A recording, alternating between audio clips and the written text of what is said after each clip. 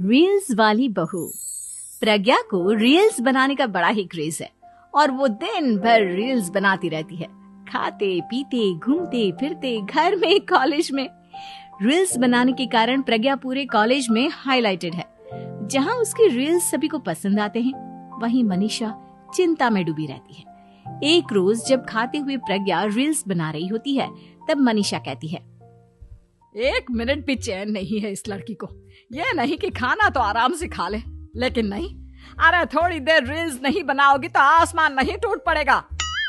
अरे मम्मी, इसी को तो कहते हैं डिटर्मिनेशन। तुम नहीं समझोगी ये सब। भगवान, इस लड़की को सद्बुद्धि दे। जब देखो तब टेढ़ा बाका मुंह बनाती रहती है। मनीषा की बात का प्रज्ञा पर जरा भी असर नहीं होता और वो खाते खाते रील्स बनाती रहती है। दिन बीतने लगते हैं और देखते देखते प्रज्ञा का कॉलेज भी खत्म हो जाता है। आए दिन कोई ना कोई मनीषा को प्रज्ञा की शादी करवाने का सुझाव दे जाता है। सब ठीक ही कहते हैं, प्रज्ञा की शादी कर देनी चाहिए। अपने घर के काम काज में व्यस्त हो जाएगी तो खुद ही ये रील्स और नाच गाना बंद हो जाएगा। मनीषा और प्रेम प्रज्ञा के लिए एक अच्छा लड़का ढूंढने लगते हैं और तभी विकी का रिश्ता प्रज्ञा के लिए आता है, जिसने प्रज्ञा को उसकी रील्स देखकर पसंद कर लिया था। अगले दिन विकी अपने माता पिता के साथ प्रज्ञा के घर पहुंच जाता है और प्रज्ञा साड़ी पहने हाथों में चाय की ट्रे लिए उनके सामने आती है। जब विकी को पसंद है तो हमें भी बहू पसंद है। बहन जी, आप बारात की तैयारी कीजिए। एक बार लड़का लड़की अकेले में बात कर ले तो अच्छा रहेगा। हाँ हाँ, क्यों नहीं। मनीषा विकी को प्रज्ञा के कमरे में भेजती है, जहां प्रज्ञा पहले से ही रील्स बना रही होती है। तभी विकी कहता है, आ गए आपके साजन जी। हमारे साथ ये रील्स कंप्लीट करती तो और भी अच्छा रहता। अच्छा जी, अब आ ही गए हैं तो बना ही लेती हूँ आपके साथ। दोनों मिलकर रील्स बनाते हैं। जब वी मीट और तुरंत पोस्ट भी कर देते हैं। फिर विकी कहता है, जब आप साड़ी में चाय लेकर आए तब मुझे लगा कि कहीं मैं गलत घर में तो नहीं आ गया।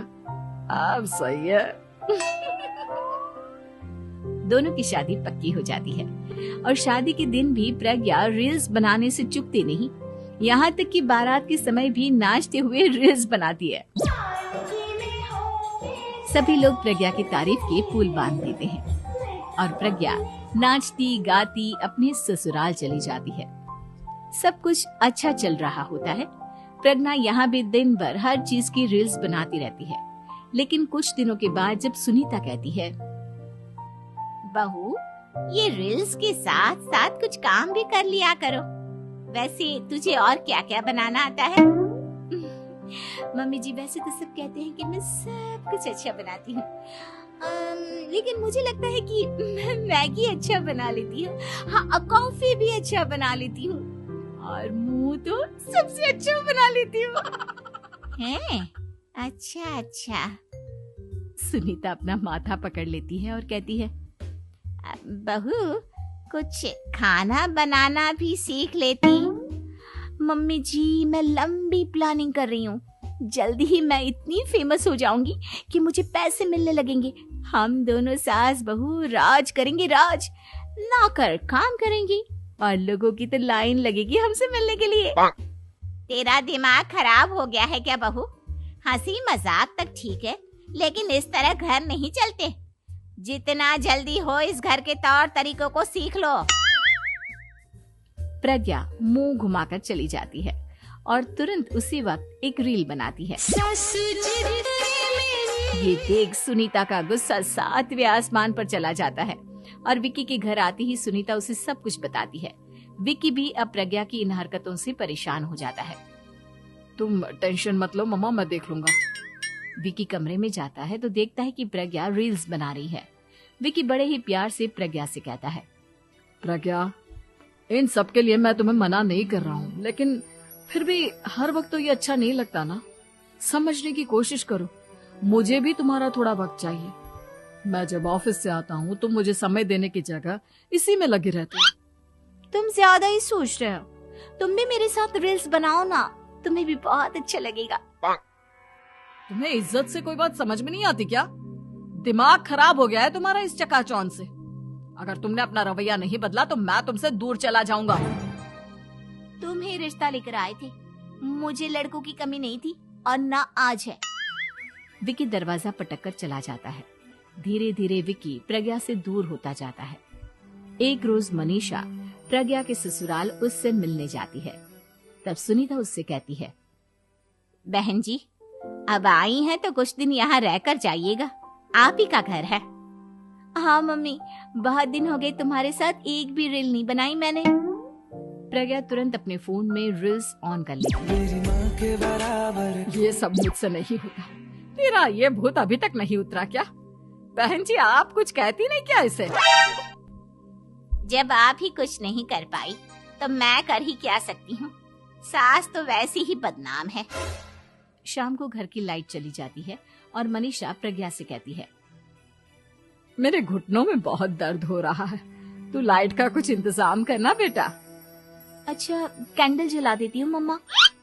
प्रज्ञा गाते हुए कैंडल जलाती है और खिड़की के पर्दे के पास रख देती है। मनीषा जिसे बहुत दर्द हो रहा है वो सो जाती है और प्रज्ञा हमेशा की तरह अपने रील्स में लग जाती है। उधर कैंडल की वजह से पर्दा आग पकड़ लेता है और मनीषा के कमरे में आग लग जाती है। बचाओ, कोई है, बचाओ। सभी भागते हैं और विकी कमरे की आग बुझाने में लग जाता है, लेकिन तब तक मनीषा आधी जल चुकी थी। मनीषा की हालत देख प्रज्ञा रोने लगती है। विकी मनीषा को तुरंत हॉस्पिटल ले जाता है और उसे एडमिट कराता है। विकी प्रज्ञा से कहता है, देख लिया ना, तुम्हारे इस नाच गाने की वजह से आज तुम्हारी माँ की जान जाते जाते रह गई। अब पता नहीं तुम और क्या चाहती हो। उधर डॉक्टर कहते हैं, इनकी हालत बहुत नाजुक है, आधे से ज्यादा जल चुकी है। प्रज्ञा रोती हुई मंदिर में जाती है और भगवान के आगे जाकर कहती है, भगवान मेरी माँ को ठीक कर दो, मैं कसम खाती हूँ हाथ से ये रील्स बनाना छोड़ दूंगी, बस मुझे मेरी माँ वापस मिल जाए। 2 दिन बीत जाते हैं और मनीषा खतरे से बाहर आ जाती है। पेशेंट अब ठीक है, आप लोग उनसे मिल सकते हो। सब कोई मनीषा से मिलता है और प्रज्ञा सबके सामने अपना फोन तोड़ देती है। मुझे माफ कर दो मम्मा, मैंने तुम लोगों की बातों को नजरअंदाज किया। बेटा कोई भी चीज जरूरत से ज्यादा खराब है।